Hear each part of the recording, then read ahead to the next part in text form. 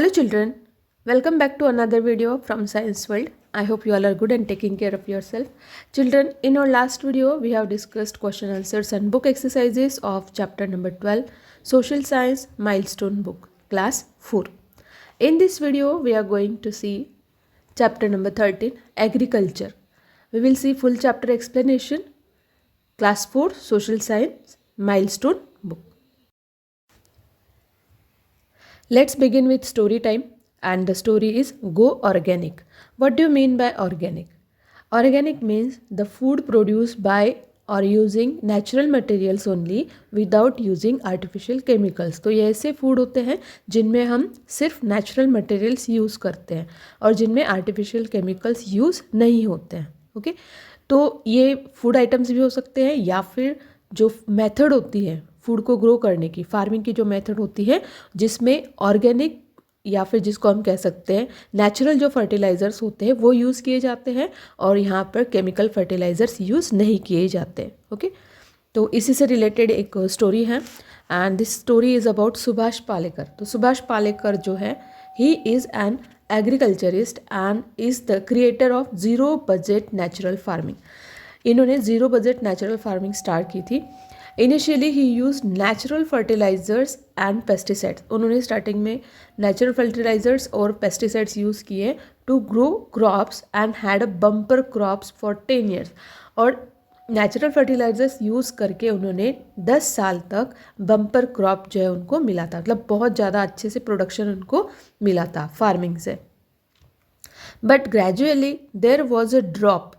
After 3 years of intense research, he discovered that real cause was the extensive use of chemical farming. तो इसका जो reason था कि 10 साल अच्छे से क्रॉप प्रोडक्शन मिलने के बाद वो धीरे धीरे कम क्यों होता गया, and the reason behind is the use of chemicals in the farming. This was also affecting the people who were consuming these vegetables and fruits. और ये सिर्फ सॉइल को ही नहीं अफेक्ट करता है केमिकल्स, बट जो फूड हम खाते हैं चाहे वो फ्रूट्स हो चाहे वेजिटेबल्स हो, तो ये फ्रूट्स और वेजिटेबल्स खाने के बाद it also affects the people. वो हमारी जो बॉडी है उसको भी अफेक्ट करता है. After 6 years of experiencing he discovered zero budget natural farming. In this method the cost of growing and harvesting crops is zero. इसको ज़ीरो बजट नेचुरल फार्मिंग इसलिए कहते हैं कि इसमें जो हार्वेस्टिंग और क्रॉप्स का ग्रोइंग कॉस्ट होता है वो ज़ीरो होता है, उसमें ज़्यादा पैसे नहीं लगते हैं. And the crops are healthy without the use of fertilisers. और क्रॉप्स भी हेल्दी होते हैं और इनमें कोई भी आर्टिफिशियल जो फर्टिलाइज़र्स होते हैं, केमिकल्स होते हैं, वो यूज़ नहीं होते हैं. द यूज़ ऑफ काउ डंग, इसमें ज़्यादातर काउ डंग जो होता है उसको यूज़ किया जाता है जिसको हम गोबर कहते हैं. तो use of cow dung help to revive the fertility and the nutrient value of the soil. Cow dung soil में डालने से या काउ डंग से बना हुआ फर्टिलाइज़र्स मैन्योर यूज़ करने से सॉइल की फर्टिलिटी तो बढ़ती ही है, प्लस उसकी जो न्यूट्रिटिव वैल्यूज़ होती है, उसका जो प्लांट्स को जो न्यूट्रिशन चाहिए होता है वो उनको प्रॉपर मिलता है. Over 40 lakh farmers have benefited from this method of natural farming. और इस तरह की जो फार्मिंग है इस मेथड से 40 लाख से भी ज़्यादा जो फार्मर्स है उनको बेनिफिट मिला है. In 2016, the government of India honored Mr. Subhash Palekar with the Padma Shri Award for the work and impact it had on farming across the India. और इनके सुभाष पालेकर जी के इस नोटेबल काम के लिए उनको भारत सरकार ने पद्मश्री अवार्ड दिया था in 2016. Okay, now let's see some pictures of related to this story. You can see this is the picture of Subhash Palekar, an agriculturist. Then you can see the farming, zero budget farming. This is the picture when Subhash Palekar received the Padma Shri Award.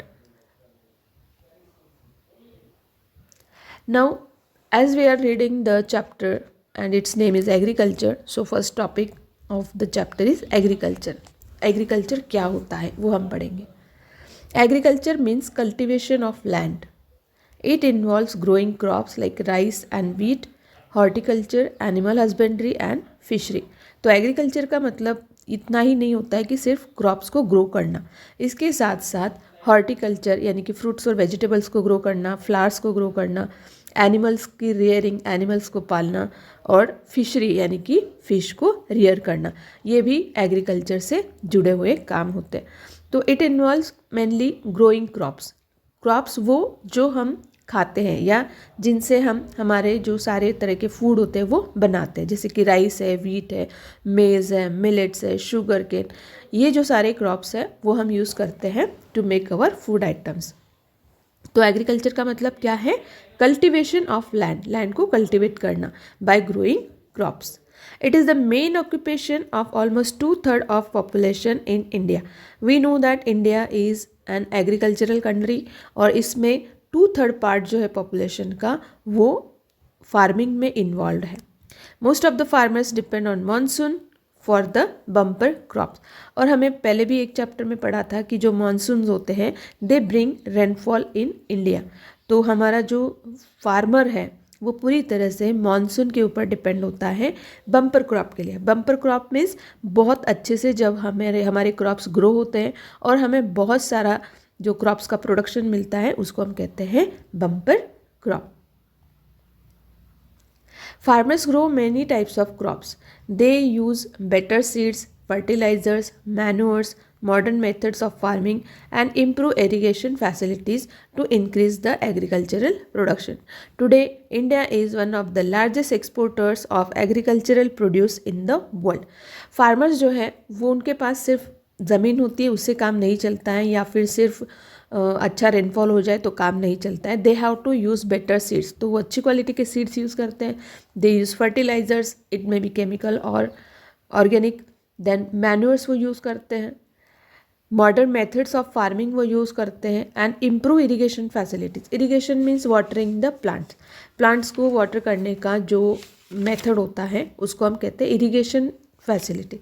तो वो irrigation facility ऐसी use करेंगे जिसमें पानी का कम से कम use होता है और पानी वेस्ट नहीं होता है, तो उसको हम बोलते हैं improved irrigation facilities. Like sprinkler method आपने सुना होगा, और दूसरा होता है ड्रिप इरीगेशन मेथड। तो ये सारी जो चीज़ें हैं वो बहुत ज़रूरी है अगर आपको एग्रीकल्चरल प्रोडक्शन को इंक्रीज़ करना हो। And today India is one of the largest exporters. Today हमारा जो इंडिया है यहाँ की बहुत सारी जो एग्रीकल्चरल प्रोडक्ट्स हैं वो हम एक्सपोर्ट करते हैं, दुनिया के अलग अलग कंट्रीज़ में हम इनको बेचते हैं। The green revolution. What is green revolution? There have been many changes in the methods of agriculture in India after 1965। Not only in India but green revolution जो है वो पूरे वर्ल्ड में हुआ था।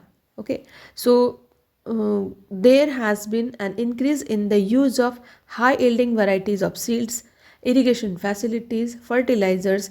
Larger areas of land were used for cultivation. तो India में जब ग्रीन रिवॉल्यूशन हुआ था 1965, तो वो कोई एक ऐसा सडन होने वाला चेंज नहीं था। फार्मर्स ने धीरे धीरे इंक्रीज़ किया अच्छी सीड्स को यूज़ करना, अच्छी इरिगेशन फैसिलिटीज़ को यूज़ करना, फर्टिलाइज़र्स यूज़ करना, और बहुत बड़े लैंड पे जो है कल्टीवेशन शुरू किया फार्मर्स ने। और इससे जो बम्पर क्रॉप प्रोडक्शन हुआ था उसको हम कहते हैं green revolution. Okay, so farmers were being provided with modern machinery and loans to help them increase the production of crops. तो फार्मर्स को अच्छी क्वालिटी की जो मॉडर्न मशीनरी थी वो प्रोवाइड की गई उस time. And also banks provided loans, छोटे छोटे लोन्स, छोटे छोटे जो फार्मर्स थे उनके लिए लोन प्रोवाइड किए गए ताकि वो अपने जो फार्मिंग के मेथड्स हैं उनको इम्प्रूव कर सके।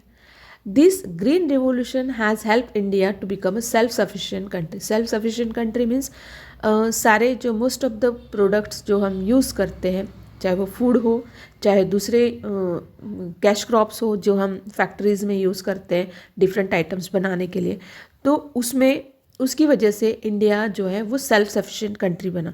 बहुत सारी चीज़ें हम यहीं पे ग्रो करते हैं, हमें इंपोर्ट करने की ज़रूरत नहीं होती है। तो what is the meaning of green revolution? The introduction of mechanised ways of farming by using high yielding seeds, new tools and better irrigation facilities। तो ग्रीन रिवॉल्यूशन में 3 चीज़ें जो हुई थी वो थी, एक तो मॉडर्न मशीनरी यूज़ की थी, सेकंड अच्छी क्वालिटी की सीड्स उन्होंने यूज़ की थी, नए जो टूल्स थे और बेटर इरिगेशन फैसिलिटीज़, है ना। तो इस तरह से इंडिया में ग्रीन रिवॉल्यूशन हुआ था और कुछ दूसरी कंट्रीज़ थी वहाँ पर भी ग्रीन रिवॉल्यूशन हुआ था। तो इंडिया, जबकि हम कहते हैं कि वो एक एग्रीकल्चरल कंट्री है, तो हम वहाँ के जो टाइप्स ऑफ क्रॉप्स है वो भी हमें पता होने चाहिए। Okay, so let's read the types of crops. The crops that are cultivated in India can be broadly divided into food crops and cash crops. India में 2 तरह के क्रॉप्स ग्रो किए जाते हैं, एक तो है फूड क्रॉप्स और दूसरा है cash crops. The food crops are use to feed people. Food crops क्यों हम ग्रो करते हैं? टू फीड द पीपल, लोगों के लिए जो फूड अवेलेबल होता है, it is because of food crops. And cash crops are not only use for consumption. वो कैश क्रॉप जो है वो ग्रो किए जाते हैं नॉट ओनली फॉर कंजप्शन। कुछ कैश क्रॉप जो होते हैं वो हम फूड आइटम्स बनाने के लिए भी यूज़ कर सकते हैं, फूड प्रोडक्ट्स भी बनते हैं उनसे, but are also exported and sold in the markets to earn money. जैसे कि कॉटन है ना, तो कॉटन जो है वो फूड क्रॉप नहीं है, हम कॉटन को नहीं खाते हैं, बट फिर भी हम क्रॉप उसका ग्रो करते हैं। क्यों?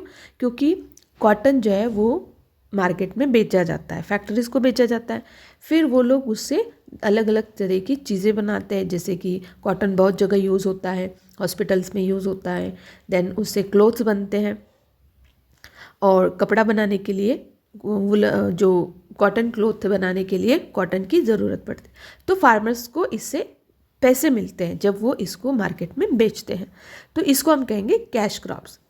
Food crops include rice, wheat, millets, मेज, पल्सेस एंड ऑयल सीड्स। ये कुछ फूड क्रॉप्स हैं जो हम खाने में यूज़ करते हैं। फूड क्रॉप्स पढ़ेंगे हम पहले।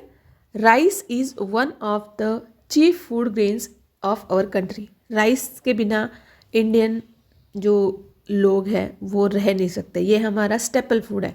हम पूरे कंट्री में राइस जो है वो अच्छे से हम खाते हैं, लोग इसको कंज्यूम करते हैं। India is the leading producer of this crop, और इंडिया में बहुत अच्छे से इसका क्रॉप ग्रो किया जाता है और ये लीडिंग प्रोड्यूसर है पूरे वर्ल्ड में। It is the staple food of the people living in the eastern and southern parts of India. Eastern और सदर्न जो पार्ट है इंडिया का, वहाँ पर राइस ज़्यादा ग्रो किया जाता है, लेकिन वो पूरे इंडिया में कंज्यूम किया जाता है। Rice is mostly grown in the regions which receive heavy rainfall. Rice grow करने के लिए बहुत ज़्यादा पानी की ज़रूरत होती है। उसका जो क्रॉप्स जब उसमें लगाते हैं मिट्टी के अंदर, तो उसमें बहुत सारा पानी ज़रूरी होता है। ओके, तो ये ऐसे एरियाज़ में ग्रो किए जाते हैं जहाँ पर अच्छे से बारिश होती है, हेवी रेनफॉल होता है। It requires a hot and humid climate to grow. अब हॉट एंड ह्यूमिड क्लाइमेट जो है विथ हेवी रेनफॉल हम ज़्यादातर कोस्टल एरियाज़ में देखते हैं, है ना। So it is grown in the western coastal strip, eastern coastal strip, Assam, West Bengal, Bihar, eastern Uttar Pradesh, northern Andhra Pradesh and Orissa. ये कुछ स्टेट्स हैं इंडिया के जहाँ पर राइस को ग्रो किया जाता है। Punjab and Haryana, this 2 states grow special varieties of rice. यहाँ पर स्पेशल वैरायटीज़ ग्रो की जाती है राइस की for export purpose. Now what is export? Export का मतलब है to sell goods to another country. हमारे पास जो गुड्स हैं उसको हम दूसरी कंट्री को जब बोलते हैं तो उसको कहा जाता है तो एक्सपोर्ट करना। तो इस एक्सपोर्ट पर्पज़ के लिए हरियाणा और पंजाब में स्पेशल वैरायटीज़ जो है राइस की वो ग्रो की जाती है। Here you can see the major rice growing areas of India. यहाँ पर आप देख सकते हो जो ग्रीन पार्ट है, light and dark green part, यहाँ पर सबसे ज़्यादा राइस ग्रो किया जाता है। डार्क पार्ट जो है यहाँ पर ये मेजर एरिया है, और जो लाइट ग्रीन पार्ट है यहाँ पर राइस के साथ दूसरी भी जो क्रॉप्स है वो ग्रो किए जाते हैं। नेक्स्ट जो फूड क्रॉप है वो है wheat. Now wheat is another important food crop. India is the second largest producer of wheat in the world. India wheat का सेकेंड लार्जेस्ट प्रोड्यूसर है वर्ल्ड में। The major wheat growing areas are located in the northern parts of the country. हमने जब northern plains के बारे में पढ़ा था तब हमने पढ़ा था कि उसको जो है वीट बॉल ऑफ इंडिया कहा जाता है। क्यों? क्योंकि वहाँ पर बहुत बड़ी क्वांटिटी में वीट ग्रो किया जाता है, गेहूँ ग्रो किया जाता है। The states of Uttar Pradesh and Punjab are the largest producers of wheat. Uttar Pradesh और पंजाब में सबसे ज़्यादा गेहूँ उगाया जाता है। Wheat is also grown in Haryana, Madhya Pradesh, Haryana Madhya Pradesh, even Maharashtra में भी इसको ग्रो किया जाता है। तो और भी बहुत सारी स्टेट्स हैं जहाँ पर वीट यानी कि गेहूँ को ग्रो किया जाता है, लेकिन ये जो आपकी बुक में दिए हैं ये मेजर पार्ट्स हैं जहाँ पर इसको ग्रो किया जाता है। It is basically a winter crop. गेहूँ जो है वो विंटर क्रॉप है, मीन्स इसको विंटर सीजन में हम सो करते हैं और उसका जो हार्वेस्टिंग है वो मार्च अप्रैल में होता है। The planting of wheat mostly begins in the first week of October and harvesting takes place from March to May, and that's why it is called the winter crop. Here you can see these are the states where wheat production is taken by the farmers. ये कुछ major areas है, regions है India के जहाँ पर wheat grow किया जाता है। The next food crop is millets. These are coarse grain. इनको coarse grain कहा जाता है and the examples are jowar, bajra and ragi.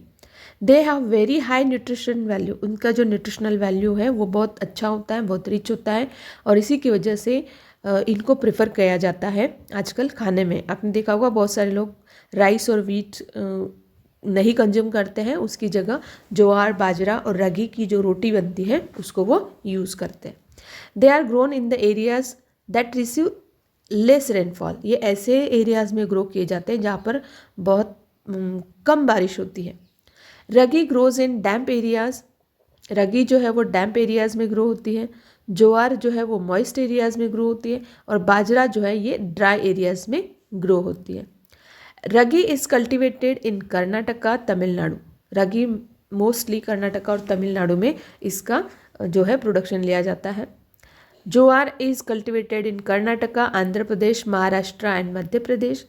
Bajra is grown in dry parts of Maharashtra, Gujarat, Rajasthan and Uttar Pradesh. Bajra जो ऐसा क्रॉप है जिसको बहुत कम पानी की ज़रूरत पड़ती है, तो ये इजीली ग्रो हो जाता है ड्राई लैंड्स में भी, इसलिए ये dry parts of Maharashtra, Gujarat, Rajasthan और उत्तर प्रदेश में ग्रो किए जाते हैं।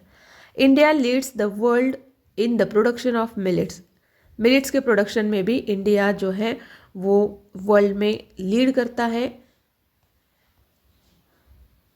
You can see the pictures of these grains. This is bajra, this is jowar, this is ragi and इसको हम कहते हैं सावा। इसको हम मराठी में इसको भगर कहते हैं, हिंदी में इसको सावा कहते हैं।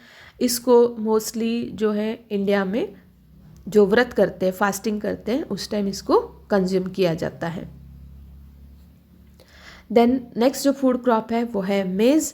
मेज़ is also known as corn. इसको कॉर्न भी कहा जाता है। It is grown in Bihar, Uttar Pradesh, Madhya Pradesh, Rajasthan and Karnataka. इन स्टेट्स में इसको अच्छी तरह से ग्रो किया जाता है बहुत लार्ज स्केल पर। मेज़ जो है it contains lots of carbohydrate और ये एनर्जी गिविंग फूड में आता है। Then we have pulses. Pulses और जिसको हम कहते हैं दाल। हम डेली अपने लंच में या डिनर में दाल खाते हैं। जिनको पता है, जो किचन में जाते हैं बच्चे, मम्मी की हेल्प करते हैं, उनको पता है कि बहुत सारी दालें जो है मम्मी किचन में रखती है और हम उनको कंज्यूम करते हैं in our daily food.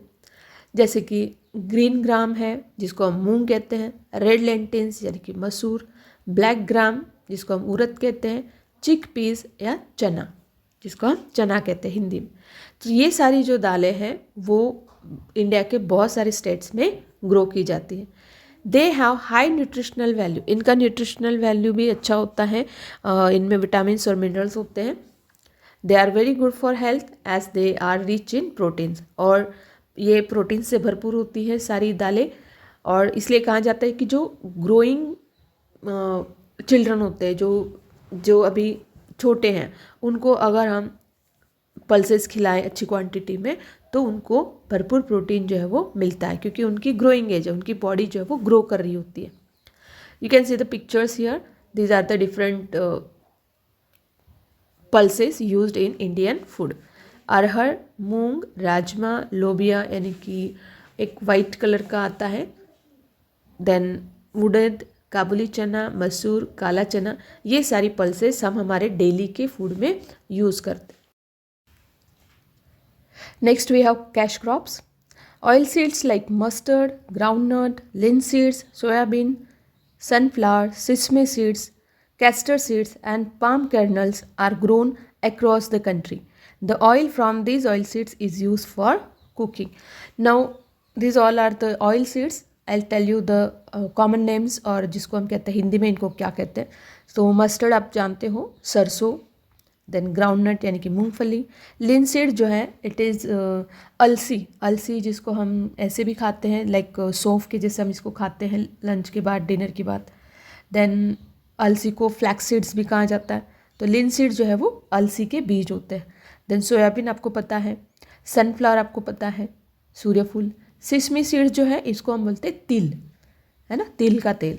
And castor seed जो है जिसको बोलते हैं अरंडी के बीज. अरंडी इसका नाम होता है और ये मेडिसिन्स बनाने के लिए भी यूज़ किया जाता है. ये लैक्सेटिव की तरह यूज़ किया जाता है. लैक्सेटिव मतलब जिनको कॉन्स्टिपेशन होता है वो इसको लेते हैं, इस ऑयल को यूज़ करते हैं. देन पाम कर्नल्स जो है, ये पाम का ट्री होता है, उसका जो पल्प होता है स्टेम का, उसमें से ऑयल निकलता है. इन सब की फ़ोटोज़ मैं आपको दिखाऊंगी अपनी नेक्स्ट वाली स्लाइड्स में. ओके, तो ये जो सारे ऑयल सीड्स हैं they are grown across the country. पूरी कंट्री में इनको ग्रो किया जाता है. And the oil from these oil seeds is use for mainly for cooking. ये स्पेशली जो है कुकिंग के लिए यूज़ किया जाता है. Now here you can see all the pictures. This is sunflower seed, this is sesame seed जिसको हम तिल कहते हैं, यह है अलसी यानी कि linseed. Then this is soybean, this is groundnut, this is mustard, यह है कैस्टर सीड्स और यह है पाम कर्नल्स. तो इनसे जो है डिफरेंट तरह के जो ऑयल्स बनते हैं वो कुकिंग के लिए यूज़ किए जाते हैं. नेक्स्ट जो कैश क्रॉप है वो है शुगर केन. शुगर केन आपको सब पता है, जिसको हम मराठी में कहते हैं ऊस और हम हिंदी में कहते हैं ईख. ओके, तो शुगर केन जो है वो मोस्टली हम शुगर बनाने के लिए इसको यूज़ किया जाता है. सो it is an important cash crop of India and it is used to make sugar and jaggery. Jaggery means good. Sugar cane is cultivated on large scale in Uttar Pradesh, Punjab, Maharashtra, Tamil Nadu, Bihar and Haryana. ये states ऐसे हैं जहाँ पर इसको बहुत large scale पे cultivate किया जाता है. तो this is a cash crop. Then we have jute. It is also an important cash crop. India is the second largest producer of jute after Bangladesh in the world.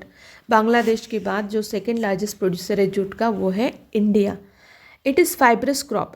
इनके जो stem होते हैं इस plant के, उनके stem से हमें fibres मिलते हैं और उन फाइबर्स को हम यूज़ करते हैं बहुत सारी डिफरेंट जो चीज़ें होती हैं उनको बनाने के लिए. लाइक बैग्स, जूट के बैग्स हम यूज़ करते हैं, रोप्स इससे बनते हैं, कारपेट्स बनते हैं, क्लोथ्स बनते हैं, मैट्स बनते हैं और बहुत सारी चीज़ें हम जूट से बनाते हैं. More than half of the production of jute takes place in West Bengal. West Bengal में इंडिया का जितना भी जूट प्रोडक्शन है उसका आधे से ज़्यादा जो पार्ट है वो वेस्ट बंगाल से आता है. Jute cultivation requires hot and wet climate with fertile and loamy soil. इसके लिए लोमी सॉइल ज़रूरत होती है, सॉइल की ज़रूरत होती है. हॉट एंड ह्यूमिड क्लाइमेट में ये अच्छे से ग्रो होता है. अदर जो स्टेट्स हैं जहाँ पर जूट प्रोड्यूस होता है वो है असम, उड़ीसा, बिहार एंड त्रिपुरा. तो जूट जो है it is also an important cash crop. This is the plant of jute. इसके आप स्टेम देख सकते हो, ये जो स्टेम है इसके, इनसे हमें मिलता है जूट फाइबर. और जूट से बनने वाली चीज़ें आप देख सकते हो. दिस आर गनी बैग्स जिसको हम यूज़ करते हैं क्रॉप्स या ग्रेन स्टोर करने के लिए. देन दिस आर रोप्स और ये जूट के बैग्स. तो ये आपके घर में भी आपने देखा होगा. This is also jute bag and jute carpet. तो बहुत सारी चीज़ें इससे बनती हैं. नेक्स्ट कैश क्रॉप है T. T is beverage crop. Beverage means जो हम ड्रिंक्स लेते हैं, है ना, लाइक टी कॉफ़ी वगैरह जो है उनको हम कहते हैं बेवरेज क्रॉप्स, जिससे हम ड्रिंक्स बनाते हैं. India is one of the leading producer of tea in the world. India जो है लीडिंग प्रोड्यूसर है टी का. Tea grows well in hot and wet climate. Hot and wet climate में ये अच्छे से ग्रो होती है. It is grown on large scale in Assam. Assam की चाय वैसे भी बहुत फेमस होती है ना. इंडिया में असम की चाय जो है वो फेमस है. नीलगिरी हिल्स इन साउथ इंडिया. साउथ इंडिया में जब हमने इसके बारे में पढ़ा था, नीलगिरी हिल्स के बारे में, तब भी हमने ये डिस्कस किया था कि वहाँ पर टी के प्लांटेशंस हैं. Some parts of Himachal Pradesh and West Bengal. तो ये ऐसे पार्ट्स हैं जहाँ पर इंडिया में टी ग्रो की जाती है. यू कैन सी ये जो है दिस इज टी प्लांटेशन, और ये है ड्राई टी लीव्स. इससे बनती है टी पाउडर, चाय की पत्ती जिसको हम बोलते हैं. तो this is very important beverage in India. India के लोगों को, इवन इन द वर्ल्ड, हम कह सकते हैं कि चाय के बिना हमारी सुबह नहीं होती है. देन नेक्स्ट जो कैश क्रॉप है वो है coffee. Coffee is mostly grown in southern parts of India. It is cultivated in the states of Karnataka, Kerala and Tamil Nadu. यहाँ पर इसका जो प्रोडक्शन है वो ज़्यादा होता है. Coffee cultivation is being promoted in the tribal regions of Andhra Pradesh, Odisha and north eastern states with the objectives of providing economic boost in these areas. India is one of the top coffee producers in the world. India का coffee production में top 10 में number आता है. Specially जो tribal regions है, आंध्र प्रदेश, उड़ीसा और north eastern states में, वहाँ पर इसको ज़्यादा ग्रो किया जाता है. You can see the plants of coffee. ये कॉफ़ी के प्लांट्स हैं और ये है ड्राई कॉफ़ी सीड्स और इससे बनी हुई coffee. Spices are also important cash crops in India and they are grown all over India. लेकिन केरला, कर्नाटका और तमिलनाडु जो है they grow maximum number of spices. यहाँ पर सबसे ज़्यादा स्पाइसेस यूज़ किए जाते हैं. इंडिया में स्पाइसेस के बिना फूड को हम इमेजिन नहीं कर सकते, क्योंकि हर एक स्पाइस का अपना अलग एक फ्लेवर होता है, टेस्ट होता है ना, और वही जो है फूड में फ्लेवर और टेस्ट देता है.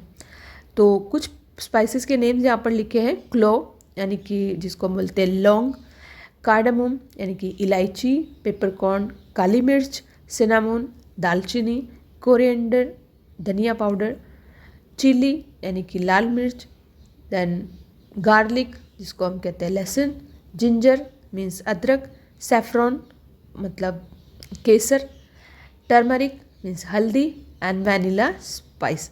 वैनिला के जो ऑर्चिड्स होते हैं उससे हम डिफरेंट टाइप्स के जो इसेंस होते हैं वो बनाए जाते हैं, जिसको हम फूड में यूज़ करते हैं. तो ये जो सारे स्पाइसेस है they form an important part of Indian food. India के जो फूड है हर स्टेट में, किसी भी स्टेट में आप जाओ, स्पाइसेस के बिना हमारा खाना कंप्लीट नहीं होता है. And each spice has its own unique flavour. Her spice का अपना एक यूनिक फ्लेवर जो है वो होता है. अगर आप किचन में जाओ, मम्मा से पूछो कि हमें सारे स्पाइसेस दिखाओ, तो आप उनको स्मेल करके देखना, आपको हर एक स्पाइस का अलग फ्लेवर जो है वो मिलेगा, स्मेल उसकी आपको आएगी. तो यहाँ पर ये सारे मसालों की पिक्चर आप देख सकते हो. इसमें से बहुत सारे जो है वो हम डेली यूज़ करते हैं, और कुछ जो मसाले हैं वो किसी पर्टिकुलर डिशेस में वो यूज़ किए जाते हैं. Then we have cotton. Cotton के बारे में मैंने आपको बताया था एग्जाम्पल में.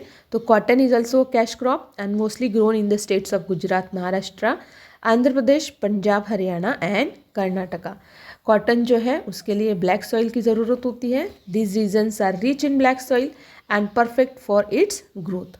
तो इन रीजन्स में ब्लैक सॉइल पाई जाती है and that's why cotton is mostly grown in this states of India. You can see here, this is another map and this map is from your book, that is page number 98 पे आप ये map देख सकते हो. इस map में कुछ जो कैश क्रॉप्स हैं उनका रीजन दिया हुआ है. So tea, cotton, jute and coffee, ये जो चारों कैश क्रॉप्स हैं उसका रीजन आप देख सकते हो. तो फर्स्ट जो है tea, you can see here, है ना, some parts of eastern states and southern states. Then cotton, cotton जो वाइट कलर के आपको डॉट्स दिख रहे हैं, this is the cotton growing area. Then jute, you can see this is the jute growing region. And coffee आप देख सकते हैं यहाँ पर, है ना, coffee mostly in the southern states. Okay, so this map you can C in your book also, आपकी book में ये दिया हुआ है. देन नेक्स्ट जो कैश क्रॉप है वो है रबर. रबर जो कि ट्यूब्स बनाने के लिए यूज़ किया जाता है. And it is obtain from rubber plant. Rubber plants grow where the climate is hot and wet. Hot and wet climate में इसको ग्रो किया जाता है रबर प्लांट्स को. It is use for manufacturing tyres. Mainly tyres में इसका use होता है बनाने में. Tubes are also made from rubber. Tubes बनाई जाती हैं. Rubber plantations can be found in Karnataka, Kerala and Tamil Nadu. South India में इसको ज़्यादा ग्रो किया जाता है बिकॉज वहाँ का जो क्लाइमेट है वो वैसा है. सो आपको पता होगा कि जो रबर ट्री होते हैं उसका जो स्टेम होता है, ट्रंक होता है, वहाँ पर कट्स लगाए जाते हैं इस तरह से. और इनको कट करने के बाद वो जो ट्री होता है it gives milky liquid. Milk जैसा स्टिकी सा एक लिक्विड उसमें से बाहर आता है.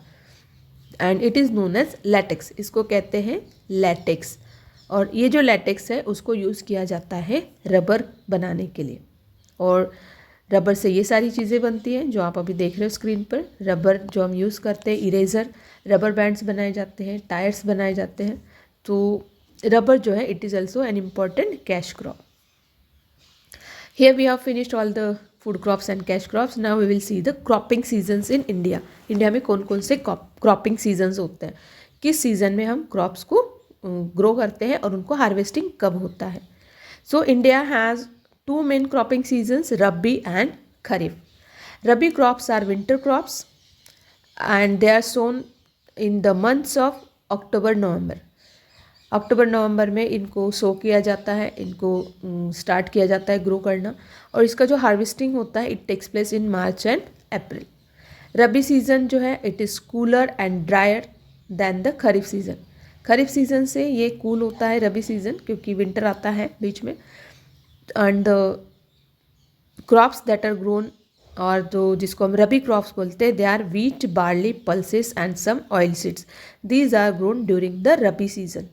नाउ अगर नेक्स्ट मंथ से, जैसे मार्च अप्रैल में जो गेहूं का हार्वेस्टिंग होता है, तो ये जो गेहूं ग्रो हो रहा है वो विंटर सीजन के पहले से इसको सो किया गया है ना. मतलब अक्टूबर नवंबर में इसको सो किया जाता है सीड्स को. उसके बाद ये अच्छे से ग्रो होता है और फिर इसका हार्वेस्टिंग होता है मार्च एंड अप्रैल में. तो it is a winter crop.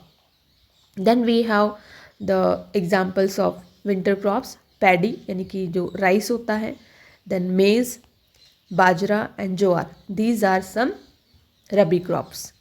Then what are the kharif crops. Kharif crops जो हैं they are grown during the summer season. इनको समर सीजन में ग्रो किया जाता है. On the onset of monsoon, monsoon के स्टार्ट होते ही इनको सो किया जाता है सीड्स को in the months of June and July. The crops grows in the rainy season. ये पूरा रेनी सीजन ये क्रॉप्स ग्रो होते हैं एंड उसका जो हार्वेस्टिंग होता है it takes place in September and October. And the examples of kharif crops are rice, maize, millets, groundnuts, cotton and jute. These are grown during the kharif season. इनको हम बोलते हैं kharif crops. Okay, so these are the two crops, rabi and kharif crops that are grown in India. You can see the pictures of this crops: wheat, barley, peas and gram. Then next is horticulture. What is horticulture? Horticulture is the art of garden cultivation. अब ये जो gardens होते हैं इसमें क्या grow किया जाता है, इनमें डिफरेंट तरह की जो वेजिटेबल्स होते हैं, फ्रूट्स होते हैं, फ्लावर्स होते हैं, उनको ग्रो किया जाता है. और ये जो पूरा प्रोसेस होता है इनको ग्रो करने का it is called horticultures. It is done for crops and fruits and that are to be sold in the market. It is done for fruits like pineapples, apples and lychees, flowers like jasmine, marigold and tuberose and gladiolus, vegetables like cabbage, potato and peas. तो ये सारे fruits, vegetables और flowers जो हैं ये जहाँ पर grow किए जाते हैं उन गार्डन्स को हम कहते हैं हॉर्टिकल्चर और कल्टीवेशन, गार्डन कल्टीवेशन, और इस पूरी प्रोसेस को हम कहते हैं horticulture. You can see the picture of this garden. यहाँ पर आप देख सकते हो दीज आर द टोमेटोज़। ये टोमेटोज़ को ग्रो किया जा रहा है यहाँ पर। Good to know, and this you will get on page number 99। Page number 99 पे है।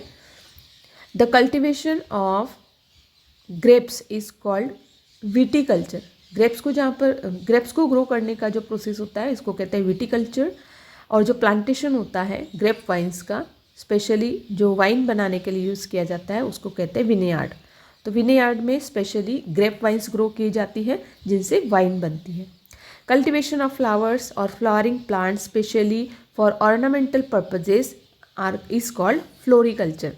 फ्लोरिकल्चर मीन्स फ्लावर्स को ग्रो करना, और ये स्पेशली वो फ्लावर्स होते हैं जो ऑर्नामेंटल पर्पज़ के लिए यानी कि डेकोरेशंस के लिए यूज़ किए जाते हैं। आप शादी में वगैरह जाते हो तो वहाँ देख सकते हो कि बहुत सारे डिफरेंट टाइप्स के वैरायटी के फ्लावर्स जो वो यूज़ किए जाते हैं डेकोरेशंस में, है ना। तो these are grown in floriculture.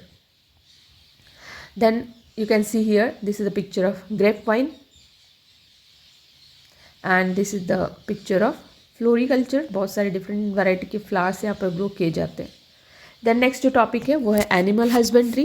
Animal husbandry means rearing of animals for our use. ऐसे एनिमल्स जिनसे हमें यूज़फुल चीज़ें मिलती हैं उनको हम रियर करते हैं, उनको पालते हैं, इसी को कहते हैं एनिमल हस्बेंड्री। डोमेस्टिक एनिमल्स जिनको हम कह सकते हैं, तो animals like cows, sheep, goats and bullocks, buffaloes, mules, yaks and camels which are useful for farmers। Specially ये फार्मर्स रियर करते हैं इनको, और इसको कहते हैं animal husbandry. Animal husbandry is also known as livestock farming और livestock rearing. Now you can see some pictures here. This is shrimp, this is sardine and this is mackerels। ये दो तरह के fish हैं, आप ये देख सकते हो यहाँ पर। Then you can see the inland fishing में जो फिश को कैच किए जाते हैं वो है katla, rohu, trout and fresh water prawns. इसको रेनबो ट्राउट भी कहते हैं क्योंकि इसकी बॉडी के ऊपर जो है डिफरेंट कलर्स होते हैं, है ना। रेनबो ट्राउट भी इसको कहा जाता है। Then there is one more short topic that is time to think on page number 95 page number पे आप ये देख सकते हो। Farmers spray pesticides on fruits and vegetables to protect them from the pest. Pest क्या होते हैं? ऐसे एनिमल्स जो हमारे क्रॉप्स को ख़राब करते हैं, जैसे कि रैट्स हो गए, है ना। Do you think pesticides affect our health when we eat them? तो फार्मर्स जो पेस्टिसाइड्स यूज़ करते हैं they are mainly the chemicals and they are harmful for our body, है ना। हमारी हेल्थ के लिए वो हार्मफुल होते हैं। तो क्या आपको लगता है कि ये हमारी हेल्थ को ख़राब करते हैं जब हम ऐसे फूड को खाते हैं जो पेस्टिसाइड्स स्प्रे करने के बाद हमारे पास आता है? यस, पेस्टिसाइड्स जो है it affects the nervous system. ये हमारे नर्वस सिस्टम को अफेक्ट करता है। अदर्स में इरिटेट द स्किन और आइज़ और स्किन की एलर्जी या इरिटेशन हो सकता है। कुछ पेस्टिसाइड्स है दे आर कार्सिनोजेनिक्स, मतलब उसकी वजह से कैंसर भी हो सकता है। अदर में इफेक्ट द हार्मोन्स और endocrine system of the body. तो हमारे बॉडी के अंदर जो हार्मोन्स होते हैं उनका इम्बैलेंस होता है अगर ये पेस्टिसाइड्स हमारी बॉडी में जाते हैं। तो ये कुछ हेल्थ हजार्ड्स है, या जिसको हम कहते हैं कि they are harmful for our health, वो हमारी हेल्थ को डिग्रेड करते हैं। एंड दैट्स वाई ये जो फार्मर्स स्प्रे करते हैं पेस्टिसाइड्स, ऐसे वो फ्रूट्स वेजिटेबल्स हम घर पे जब लाते हैं तो उनको अच्छे से वॉश करके हमें उसको यूज़ करना होता है।